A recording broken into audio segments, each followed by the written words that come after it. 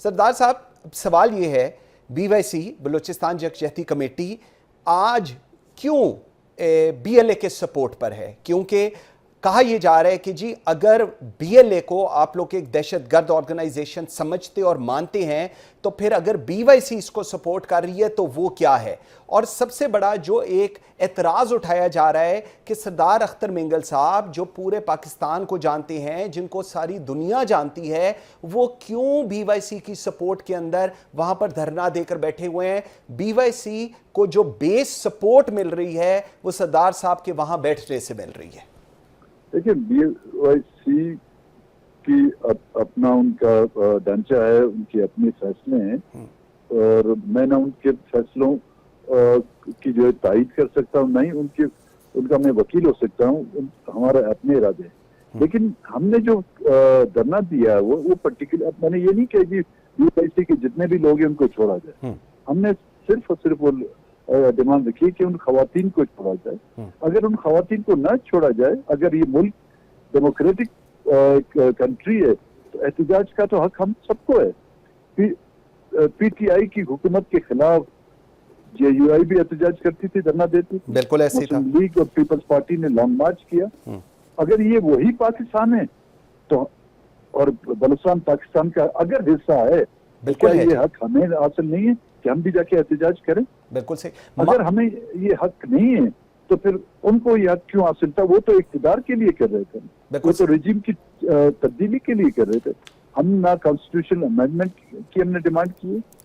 MPO 3 MPO वो MPO जो सिंध हुकूमत के ऑर्डर के तहत समीउद्दीन बलोच को जो रिहा किया जाता है, लेकिन बलूचिस्तान में क्यों कोई अलग सूबा है या ये नो-गो एरिया जिस पर कानून जो है सिर्फ उनका एस्टेब्लिशमेंट का कानून चलता है। अच्छा सरदार साहब, मुझे जरा एक चीज बताएं। अभी आपने एक एग्जांपल दी और बहुत अच्छा किया आपने एग्जांपल 3 MPO के तहत उन्होंने महरंग और जिन लोगों को गिरफ्तार किया हुआ है उनको जेल के अंदर डाला हुआ है। ऑब्वियसली उनकी वहां पर गई हुई है दरख्वास्त अदालत के अंदर जमानत के लिए, जो अभी तक जिसकी हेयरिंग नहीं हुई। आप क्या इस चीज की, अगर मैं ये एक ऑप्शन रखी जाए, क्या आप इस चीज की रिस्पॉन्सिबिलिटी उठाएंगे वहां पर कि अगर महरंग को छोड़ दिया जाए तो चीजें सेटल डाउन रहेंगी और चीजें खराब नहीं होंगी? हुकूमत से कोई ऐसी आपकी बातचीत हुई है, बलूचिस्तान हुकूमत या वफाकी हुकूमत के साथ? काजी साहब, अगर आप इसकी मुझे गारंटी दे दें कि बलूचिस्तान से कोई बंदा मिसिंग नहीं होगा, बलूचिस्तान में कोई मसकशुदा लाशें नहीं गिरेंगी, बलूचिस्तान के वसाइल को जो ना मंगल बाजार के तहत लूटा नहीं जाएगा, बलूचिस्तान में फौज के हाथों लोगों के घर नहीं जलाए जाएंगे, तो हर बलोच जो है आपको, मैं नहीं और बलोच आपको इसकी गारंटी देगा। बिल्कुल सही।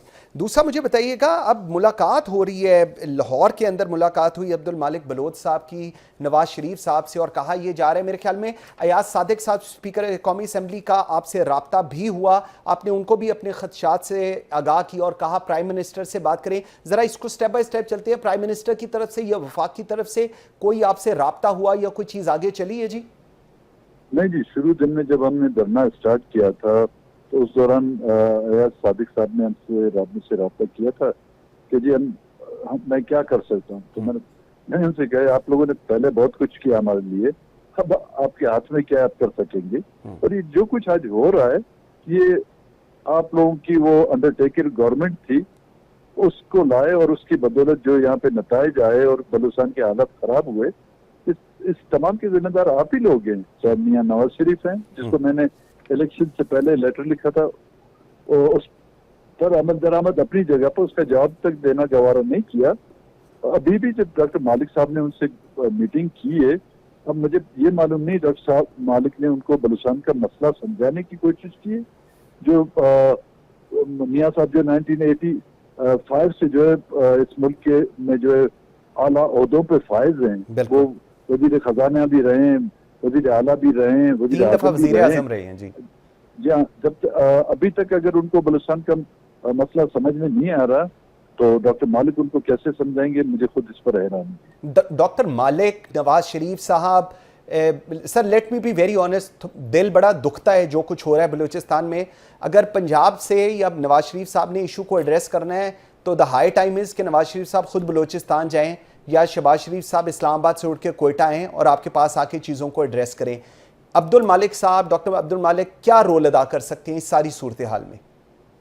देखिए मियां साहब, पहले तो ये उनके साथ क्या हुआ, उनको लंदन से बुलाया गया और उनकी हाथों से जो उसकी अपनी सीटें थी वो भी गंवा दी। किस तरह गंवाएगी?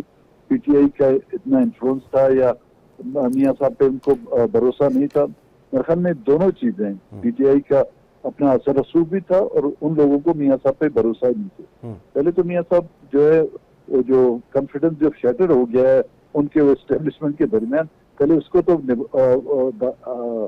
बना लें, फिर हमारी बात। अब डॉक्टर मालिक ने, मैं कुछ नहीं कह सकता वो किस मकसद के लिए वहां पे गए। शायद नवाज शरीफ को उन्होंने ये कहा है कि वो खुद बलूचिस्तान के मसले में दिलचस्पी ले। तो इसका मतलब ये है कि बलूचिस्तान के मामलात ना मियां नवाज शरीफ के हाथों में, ना शहबाज शरीफ के हाथों में, तो रोज अव्वल से एस्टेब्लिशमेंट के हाथों में। अब ये सब मिलकर या तो एस्टेब्लिशमेंट को समझाएंगे या हम जैसे लोगों को जो मलामत करेंगे। बिल्कुल सही। लास्ट मुझे बताइएगा, काइनेटिक ऑपरेशंस की बात हो रही है कि जी काइनेटिक ऑपरेशंस होंगे और उसके बाद ऑब्वियसली एक सख्त सिचुएशन है। ट्रेन्स हैं बलूचिस्तान के अंदर जहां पर कहा जा रहा है जी दहशतगर्द हैं, और बीएलए के बारे में दोबारा कहा जा रहा है 1500 से 2500 के करीब ये दहशतगर्द हैं। लेकिन क्योंकि एक टफ ट्रेन है बलूचिस्तान की, वहां पर एक हार्ड स्टेट का वर्ड हमने दोबारा सुना है, आ रहा है। इसको आप कैसे देखते हैं होते हुए, या इसकी इंप्लीमेंटेशन होते हुए, या इसको एड्रेस किया जा सकता है इस इशू को? साहब देखें, जनरल मुशर्रफ के दौर में जब ये ऑपरेशन स्टार्ट हुआ था तो वो चंद इजला पर था, कुछ इजला थे जहां पर इंसर्जेंसी थी। ठीक। जैसे जैसे उस ऑपरेशन में तेजी आती गई, लोगों को उठाते गए, लोग मिसिंग होते गए और मसरूशुदा लाशें फेंकते गए, तो इस इंसर्जेंसी का जो दायरा है वो पूरे बलूचिस्तान तक फैल चुका। ठीक। पहले अगर 3 जिले थे, 2 जिले थे, अब तो बलूचिस्तान का कोई ऐसा जिला ही नहीं बचा जिसमें ये इंसर्जेंसी ऑपरेशन नहीं हो रहा। ऑपरेशन तो रोज अव्वल से हो रहा है। ऑपरेशन किसको कहते हैं? रेगुलर आर्मी, आपकी पैरामिलिट्री ट्रूप्स, आपकी शहरों में जो है सीटीडी, जो आपके वॉर फैक्ट्री में जो वेपन्स बन रहे हैं वो आप इस्तेमाल कर रहे हैं।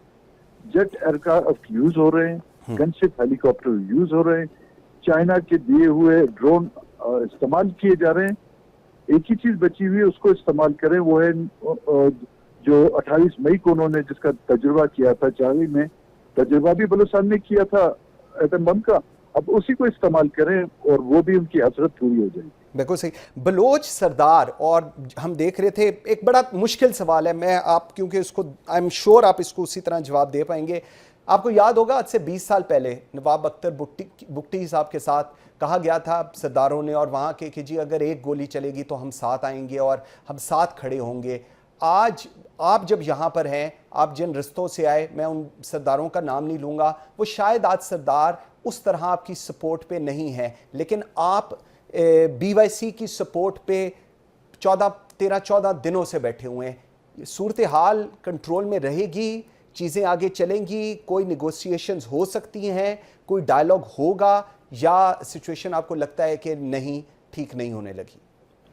साहब एक मैं बात क्लेरिफाई कर दूं जी कि हमने जो धरना दिया है किस ऑर्गेनाइजेशन या तंजीम के लिए नहीं, बलोच कौमी गैरत, बलोच नंगो नामूस के लिए दिया। उसमें कोई भी हो सकता है, किसी भी पार्टी से भी उसका ताल्लुक हो सकता है, किसी इलाके से भी ताल्लुक हो सकता है। और जहाँ तक आपने कहा कि जी नवाब भुट्टी के दौर में भी ये दावे किए थे कि एक गोली चली तो यहाँ होगा, वो स्पीच भी करने वाला मैं खुद ही था। और उसके फौरन बाद मुझ समेत हमने पार्लियामेंट से इस्तीफा दिया। नवाब भुट्टी की शहादत पे provincial assembly, national assembly, senate से हमने इस्तीफे दिए और इसी तरह का हमने लॉन्ग मार्च ग्वादर से कराची कोयटे के लिए रवाना हुए। तो रास्ते में ही हम सबको गिरफ्तार किया गया, मुझ समेत हमारी पार्टी की क़यादत। 700 लोग 1.5 साल तक 2 साल तक जो है मुशर्रफ की कैदों में थे। अब जो हम निकले हैं, हम किसी सरदार के आसरे पे नहीं निकले। सही, नहीं बिल्कुल, मैं इस चीज पे मैं बिल्कुल आसरे पे नहीं निकले। सही कह रहे हैं। हम आज भी हमारे साथ जो बैठे हैं इसमें कोई शक नहीं, कुछ सरदार कुछ नवाब हमारे साथ हैं, लेकिन मेजॉरिटी हमारे साथ जो है ना बलूचिस्तान की आवाम है। हम उन्हीं की उम्मीद पर निकले हैं और उन्हीं की उम्मीद पे हमने पहले भी सियासत की है, और आइंदा जो भी कदम हम उठाएंगे हम इन्हीं की उम्मीद और इन्हीं की आसरे पे उठाएंगे।